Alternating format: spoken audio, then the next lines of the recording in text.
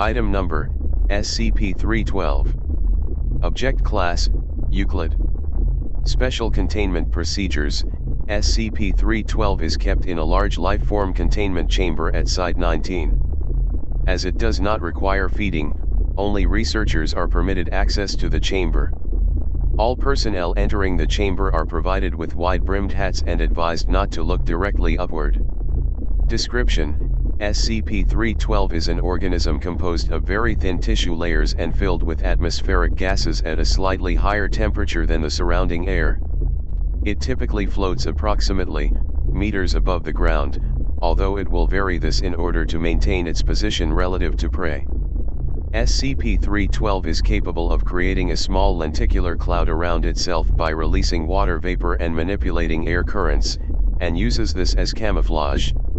Within the cloud, SCP-312 is visually similar to a large jellyfish, with a cap approximately 2.5 meters in diameter from which trails a tube of tendrils approximately 25 meters in length. SCP-312 preys upon large mammals and shows a strong preference for humans.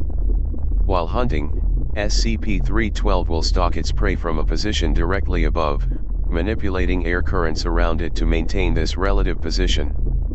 Prey can escape by moving at a speed upwards of 30 km per hour, or by entering a large crowd, which seems to confuse SCP-312 and cause it to switch targets. SCP-312's core is filled with a large cluster of eyes. The majority of the eyes are human in appearance, except for one large, central orb. The other eyes are connected to the central one by thin tendrils. This core can be observed through the tube of tentacles by prey looking directly upwards, or by a recording device above the targeted prey. So long as this core remains unobserved, SCP-312 will remain docile, and seems capable of surviving indefinitely without feeding, although feedings do increase its mass and movement speed as well as the number redacted. However, if a prey animal makes eye contact with the core, SCP-312 will become active, generating a narrow, controlled vortex with the appearance of a long tube of cloud connecting the lenticular cloud above with the ground. The prey is pulled into SCP-312's tentacle mass by a strong updraft within the vortex, paralyzed by a venomous sting by the tentacles, then digested. Within about a week, partially digested remains of the prey will fall from the sky where SCP-312 disappeared.